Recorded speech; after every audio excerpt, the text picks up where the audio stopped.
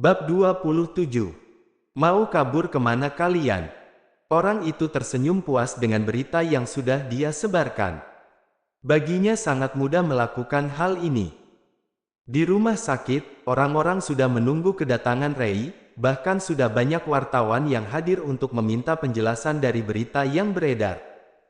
Masih pagi begini, tapi sudah berkerumun saja mereka. Jangan kerjalah, kita. Kenapa? Kalian enggak lihat apa tuh banyak wartawan? Monique, Leta dan Zilda terus berkomentar, sedangkan Ray sudah sakit kepala. Tadi pagi saat membuka ponselnya, sudah banyak pesan masuk yang menanyakan berita itu. Freya bisa-bisanya, hanya dia yang terlihat santai. Terus kemana kita? Kalian kerja saja, biar aku yang izin sendiri. Percuma Ray, kami juga pasti akan ditanya. Kami kan sahabat kamu. Maaf ya, gara-gara aku, kalian jadi ikut-ikutan terlibat. Bukan salahmu.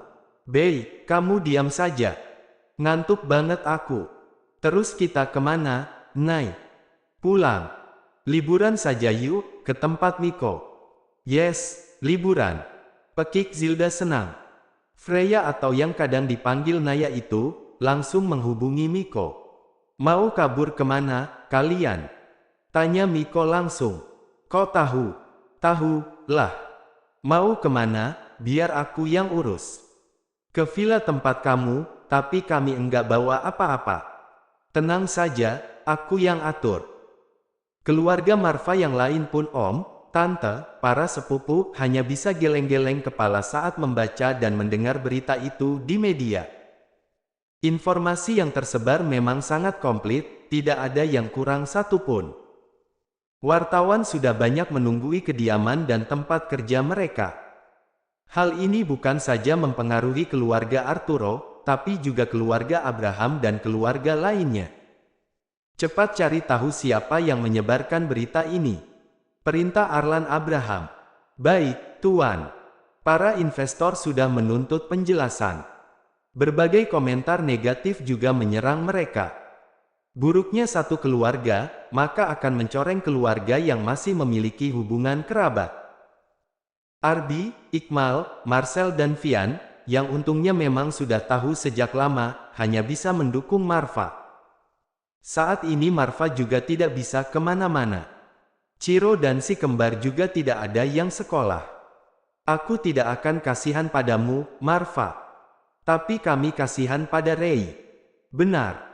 Tidak tahu seperti apa orang-orang membicarakan tentang dirinya. Marva menghela nafas. Dia juga tidak mau berita ini sampai tersebar, bukan karena takut nama baiknya yang rusak, tapi kasihan dengan Ray dan anak-anaknya. Siapa ya kira-kira yang menyebarkan berita ini? Pasti orang itu sangat tahu tentang masalah ini. Gila, hebat juga dia bisa melakukan hal ini. Banyak yang menghujat keluarga Arturo, dan kasihan dengan Ray.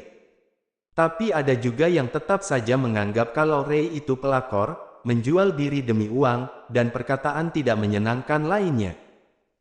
Satu harian ini, berita itu yang terus dibicarakan. Di toilet umum, tempat makan, angkutan umum, kantor, kampus, bahkan pasar. Ada ya, orang seperti itu. Jahat sekali mereka, memanfaatkan gadis polos. Tahu tuh, sudah dinikahi siri, setelah melahirkan malah disuruh pergi. Kalau itu aku, pasti aku porotin tuh mereka, manfaatkan saja kekayaan mereka. Itu juga tuh, si Vio-Vio itu, perempuan lain yang mengandung dan melahirkan, malah dia yang mengaku-ngaku. Perempuan lain yang mempertaruhkan nyawa, dia tinggal terima enaknya saja. Tahu tuh, membesarkan juga pakai uang suaminya. Dia tinggal terima beres. 3 hari mereka terpaksa mengambil cuti, yang memang disetujui oleh pihak rumah sakit sampai keadaan mulai tenang. Hari ini kita pulang. Yang lain mengangguk, dan kembali melanjutkan sarapan mereka. Malam harinya mereka tiba di apartemen. Mereka mendengkus saat melihat sudah ada para pria yang menunggui mereka di depan pintu. Aku mau bicara padamu. Ya sudah, ayo. Rei membuka apartemennya sendiri, lalu Marva dan anak-anaknya masuk.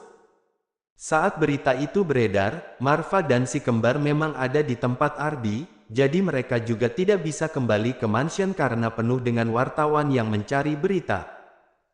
Si kembar lalu duduk di sofa, sedangkan Rei ke dapur untuk membuatkan makanan dan minuman. Aku minta maaf, karena berita ini, kamu jadi mendapatkan kesulitan juga. Rei menghela nafas. Dia memang sangat malu karena orang-orang sudah tahu tentang masa lalunya yang kelam. Tapi mau diapakan lagi, nasi sudah menjadi bubur. Sudahlah, semua sudah terjadi. Aku harap nanti akan ada pria baik yang mau menerima masa laluku, begitu juga dengan keluarganya. Aku akan bertanggung jawab, Rei. Bertanggung jawab atas apa? Aku tidak menuntut apa-apa darimu, kalau kamu mau berbuat baik padaku, jangan mengganggu hidupku. Aku tidak mau dicap sebagai pelakor untuk yang kedua kalinya. Marva yang tidak suka mendengar itu, langsung memeluk Rei. Aku janji semuanya akan baik-baik saja. Pria itu langsung main **M Rei. Kamu melihat itu? Iya, aku lihat. Si kembar yang menyusul mereka ke dapur, tidak sengaja melihat Marva yang main **M Rei. Mereka langsung berlari lagi ke ruang tamu. Mereka saling pandang, lalu sibuk dengan pikiran masing-masing. Kamu ini apa-apaan, sih? Tolong jaga sikap kamu. Rei langsung meninggalkan Marva, berusaha tersenyum agar anak-anaknya tidak bingung. Ayo minum. Ini Auntie punya kue. Si kembar diam saja. Kalian kenapa? Kami mau ke tempat Ciro. Tanpa menunggu persetujuan dari Rei atau Marva, si kembar langsung keluar dan pergi ke tempat Freya. Rei dan Marva hanya bisa mengikuti, tanpa tahu kalau si kembar tadi sudah melihat mereka. Sesampainya di tempat Freya, Radi dan Raine langsung bermain dengan Ciro. Di sana mereka juga membahas tentang berita itu, kecuali Freya yang terlihat enggan. Kamu urus saja Mick, kamu kan sekarang pengacara Rei, ucap Freya. Menurutmu bagaimana, Nay? Cak, jangan tanya aku. Dari dulu tuh aku paling malas membahas tentang cinta segitiga. Karena itu akan membuatku bingung dalam memilih, jawaban paling simpel yang Freya berikan. Makanya kamu bingung memilih Arby atau Miko, ya? Tanya Marcel. Kalau itu aku tidak perlu bingung, karena tidak ingin mendengarkan jawaban yang takut membuat hatinya kempes, Arby langsung memasukkan pisang ke mulut Freya. Freya terpaksa mengunyah pisang itu dengan susah. Dasar nyebelin. Pisang yang itu mah, kalau digigit juga lembek dan langsung habis. Beda sama pisang lain yang digigit. Rasanya ngilu-ngilu gimana, gitu. Tapi awet, dan semakin keras. Tuh kan, mulai bereaksi, ucapnya sambil merapatkan duduknya dan melihat ke bawah. Wajah Freya dan Rei langsung merah padam. Sedangkan perempuan lain merona. Kami juga mau pisang itu Dedi Uncle. Di mana belinya? Tanya Ciro dan si kembar. Tanpa babi bu, Freya langsung menggendong Ciro dan Monik menggendong Raine. Rei menggendong Radi. Para perempuan itu langsung masuk ke kamar dan menguncinya. Ciro, ngapain kalian di dalam? Ayo sini keluar. Kata Momi ini urusan perempuan, Dedi. Kalian jangan ikut campur. Tapi kamu dan Radi laki-laki, kalian berdua keluar. Ini urusan laki-laki, Dedi jangan berisik, mengganggu Ciro saja. Dedi juga laki-laki, jadi Dedi mau masuk. Dedi dan para uncle sudah tua, ini urusan anak-anak. Tapi, bisa diam tidak sih, kalau masih berisik, kalian pulang sana. Ucap Freya membuka pintu, lalu kembali menutupnya. Arby mendengkus, mana bisa dia tanpa Ciro. Para pria itu akhirnya tidur di sofa, kecuali Arby yang sejak tadi susah untuk tidur. Tengah malam, Ciro keluar dari kamar dan langsung tidur memeluk dirinya. Arby yang dipeluk oleh Ciro, membuat tidurnya langsung nyenyak. Sebelum subuh, Ciro kembali ke kamar Freya, dan memeluk Freya. Pagi harinya, mereka terbangun. "Kamu bisa tidur, Ar?" tanya Iqmal. Karena mereka sangat tahu bagaimana Arbi selama ini. Arbi melihat ke sebelahnya, tidak ada Ciro, dan dia menghela nafas berat. Sampai jam 6 pagi, para perempuan dan anak-anak itu tidak ada yang keluar kamar. "Sudahlah, kita masak saja." Arbi langsung ke dapur, dan menyiapkan masakan untuk sarapan. Marva juga melakukan hal yang sama. Dia memang tidak selihai Arbi dan yang lain dalam memasak, jadi lebih banyak mengacau daripada membantu. "Kalian seperti suami takut istri." Arbi membuat makanan kesukaan Freya dan Ciro. Dia memang sudah terbiasa menyiapkan kebutuhan Ciro sendiri sejak anaknya masih bayi. Aroma masakan sampai ke kamar Freya. Di kamar itu, mereka tidur bersama-sama dan terlihat seperti tempat pengungsian. "Mereka sudah selesai masak, tuh. Bagus, ayo kita keluar." Setiap kali mereka ke sini, pasti merusuh. Dengan santainya Freya langsung duduk di ruang makan, dan mengambil beberapa makanan. Arbi yang melihat itu senang, tapi juga cemberut. Cemberut karena tidak ada morning kiss ngarep. Freya yang melihat sejak kemarin si kembar diam saja, langsung bertanya. "Kalian kenapa?" "Tidak apa-apa, Auntie. Kenapa kalian sering bisik-bisik dengan Ciro?"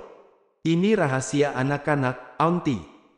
Para perempuan itu tertawa, berbeda dengan para pria yang sudah tahu kebiasaan Ciro dan si kembar yang sering bisik-bisik. Ponsel si kembar berbunyi. "Ya, Mama. Kapan kalian pulang?" "Belum tahu," kata ayah, "kami menginap dulu di tempat Ciro." "Ya sudah, kalian sudah sarapan?" "Ini kami lagi sarapan." Dedi Ciro yang memasak bersama para uncle lain. "Ya sudah. Mama sayang kalian. Kami juga sayang Mama." Rei yang mendengar itu, merasa iri. Dia juga mau mendengar kata-kata sayang itu dari anak-anaknya. Sampai sekarang belum ada kejelasan dari Franz soal keinginannya. Mungkin saja Franz menolak. Meski sekarang orang-orang tahu bahwa ibu kandung si kembar adalah dia, tapi yang paling penting bagi Rei adalah pengakuan dari anak-anaknya, bukan pengakuan dari masyarakat. "Kalian pulang sana, kami juga mau kerja. Kalian kerja di saat seperti ini. Kami ini dokter, bukan pengusaha seperti kalian yang bisa melakukan pekerjaan di rumah dan bekerja online," ucap Monik. "Kami juga hari ini harus ke klinik. Cuti yang diberikan rumah sakit masih ada. Biar kami antar." "Enggak usah, kalau ada yang melihat kalian bisa panjang lagi nanti beritanya." Sebuah mobil sudah menunggu sejak tadi.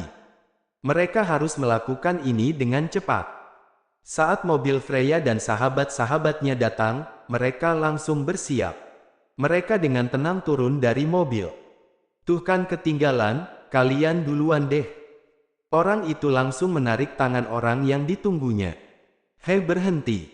Freya, Freya. Ya ampun, mampus aku. Kalau sampai Arbi tahu, aku yang dicincang." Mereka kembali masuk ke dalam mobil, kali ini Zilda yang mengendarai mobilnya. "Halo Ar, gawat. Apa lagi?" "Kalau masalah Rei, Ni langsung ngomong sama si Kurva." "Bukan, tapi Freya. Freya dibawa kabur sama cowok." "Apa? Sialan, awas saja kalau Freya sampai kenapa-kenapa." Sambungan langsung diputus oleh Arbi. "Kenapa, Ar? Freya dibawa." "Momi kenapa, Dedi?" "Tidak apa-apa. Ayo kalian juga ikut." Freya tiba di tempat dengan para pengawal yang menjaganya ketat. Dia melihat ada keluarganya di sana. "Sayang, kamu baik-baik saja, kan? Di sana banyak orang." Kedua orang tuanya, kakak adiknya juga keluarga Abraham, Arturo, dan keluarga yang lain. "Ada apa lagi sih, ini? Aku ini dokter, loh. Banyak pasien yang harus aku periksa, bukan orang kerjaan seperti kalian." Katanya tajam menatap Franz. Tidak lama kemudian tim dari Arbi datang, disusul dengan tim dari klinik dengan suara decitan mobil yang sangat keras, tanda bahwa Zilda mengebut. Tidak susah mengikuti Rei dan Freya sekarang, karena mereka sudah memasang GPS. Ada apa ini? Kenapa semuanya berkumpul di sini? Mereka juga tidak tahu kenapa semuanya berkumpul. Langsung saja. Kami mau kamu mengakui kalau kamu kan yang melakukannya, Freya. Melakukan apa? Menyebarkan berita itu. Bukan. Jangan bohong, pasti kamu yang melakukannya. Kalau begitu buktikan. Buktikan kalau aku yang melakukannya. Kamu pernah mengancam kami kalau tidak mau memberikan apa yang perempuan itu mau. Aku tidak pernah mengancam. Aku hanya bilang, kalau aku menuntut kalian, orang-orang pasti akan tahu apa yang sebenarnya terjadi. Dan sekarang mereka sudah tahu. Siapa lagi yang berkepentingan dalam hal ini? Mana aku tahu, mungkin karena musuh kalian banyak. Manusia egois dan jahat, pasti banyak yang benci. Brak. Freya, jaga bicara kamu. Eyang, jangan memarahi momi aku. Mereka tersadar kalau ada Ciro dan si kembar di sana. Ciro, masuk kamar. Enggak mau, nanti Eyang memarahi momi aku lagi. Arbi, bawa masuk Ciro, Radi dan Raine ke kamar. Ciro enggak mau, Dedi. Kalau Dedi memisahkan Ciro dan momi lagi, Ciro enggak mau lagi tinggal sama Dedi. Ciro mau ikut momi saja ke luar negeri. Biarin Dedi sendirian di sini. Dek, mana mungkin Arbi membiarkan itu terjadi? Ciro ada separuh nyawanya. Kakek, lihat nih gara-gara kakek, Ciro jadi nangis dan marah sama aku. Lagian kakek kenapa sih main tuduh saja? Diam kamu Arbi. Arbi langsung duduk di samping Freya dan berusaha menenangkan anaknya yang menangis di pelukan Freya. Bukan aku yang melakukannya, meskipun memang sangat ingin. Sayangnya saja keduluan orang lain. Tapi bagus juga, sih, setidaknya ada yang satu pemikiran dengan aku. Kalian dengar sendiri, kan? Pasti dia menyuruh orang lain, kalau bukan dia sendiri yang melakukannya. Bukan aku, dan aku tidak pernah menyuruh orang lain. Kalau bukan kamu, terus siapa? Bisa saja Marva, karena dia ingin menunjukkan pada orang-orang soal siapa sebenarnya Rei. Atau bisa saja Vio, karena dia tidak suka dan sakit hati dengan keluarga ini, lanjut Freya. Jangan ada tuduh kamu, Freya. Tuh, jangan asal tuduh juga Anda. Eyang jangan jahat sama momi aku. Ciro enggak suka. Jangan membentak momi Ciro. Apa susahnya kamu mengaku? Kalau aku bilang bukan aku, ya bukan aku. Kenapa aku harus mengakui perbuatan orang lain? Aku percaya pada Freya, kalau dia bilang bukan dia, pasti bukan dia. Sudahkah, Kek? Jangan menyalahkan Freya lagi. Ucap Arbi. Hatinya sakit melihat Ciro yang menangis seperti itu dan Freya yang dituduh. Benar, kakak aku tidak mungkin melakukan itu. Ucap Vanya, adik Freya. Iya, adikku itu tidak mungkin melakukan hal seperti itu, ucap Anya, kakak Freya. Arlan, kami juga tidak suka kalau putri kami dituduh seperti ini. Kami percaya padanya. Freya memang keras, tapi dia tidak akan melakukan hal-hal seperti ini. Arbi dan Freya memang sudah berpisah, tapi bukan berarti keluarga kalian bisa seenaknya dan menghakiminya. Apa kalian meminta semua berkumpul untuk mempermalukan Freya? Ucap ayahnya Freya. Maaf, kami tidak bermaksud seperti itu, ucap Arlan. Tidak bermaksud seperti apa? Baru saja ayah mertua kamu itu memojokkan putriku. Ayah, tolong berpikirlah dengan hati yang dingin. Kita bisa membicarakan masalah ini secara kekeluargaan. Walau bagaimanapun juga, Freya itu momi Ciro, cicit ayah. Ayah lihat, Ciro sampai menangis seperti itu. Aku kan hanya bertanya. Bertanya tapi kok memaksa mengakui. Situ waras. Ketus Freya, dia sudah tidak peduli lagi dengan sopan santun. Yang sopan kalau bicara, Freya.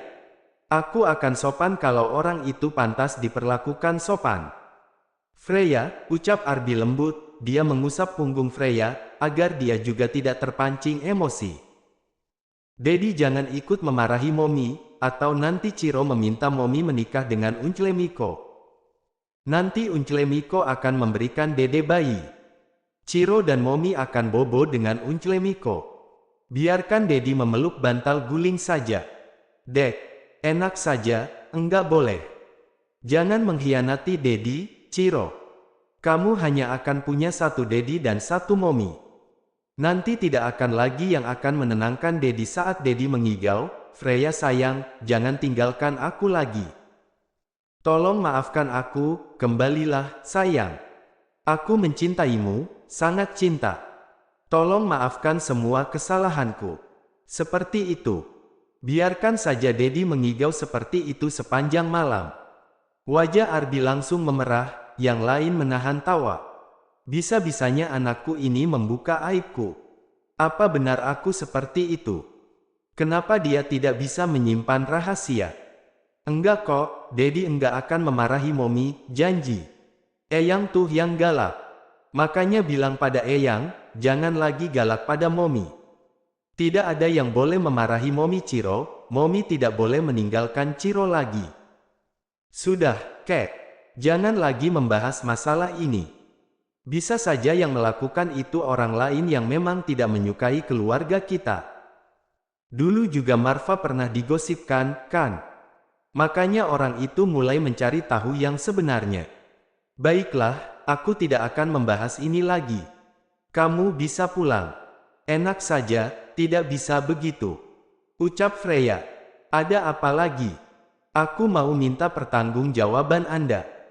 Anda sudah membawa aku ke seni dengan paksa, berapa banyak kerugian yang aku dapatkan?